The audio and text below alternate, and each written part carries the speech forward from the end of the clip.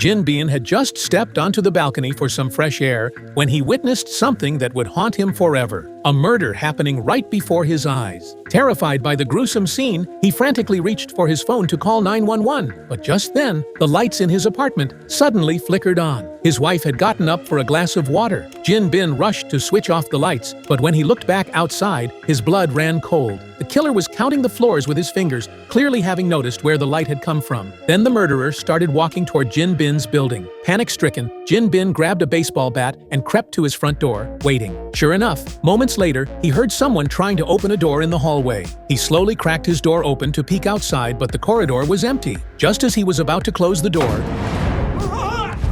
Jin Bin jolted awake. The killer hadn't actually come for him. He'd fallen asleep and had a nightmare, but the dream felt so real it left him shaken to his core. The next morning, he looked out the window again. Police tape now surrounded the area below, with officers carefully examining the crime scene. What baffled the investigators was how a murder could happen in a residential complex full of people, yet there wasn't a single witness. The case had hit a dead end. Meanwhile, Jin Bin, who'd seen everything, was falling apart. A simple greeting from a coworker made him jump. Anxiety consumed him, but he couldn't bring himself to go to the police. All he could do was constantly remind his wife to keep their daughter safe. The murder quickly became a sensation, and Jin Bin's apartment complex became infamous overnight. In a shocking move to protect property values, the Homeowners Association actually asked residents to sign an agreement promising not to cooperate with the police investigation. Jin Bin couldn't believe people could be so heartless. He decided to come forward with an anonymous tip, but after writing the letter, he looked at a photo of his family and hesitated. Just then, the phone rang. When he answered, there was only silence on the other end. Jin Bin felt certain it was the killer's warning. The next day after work, a motorcycle followed him persistently. His nerves already frayed, Jin Bin quickened his pace.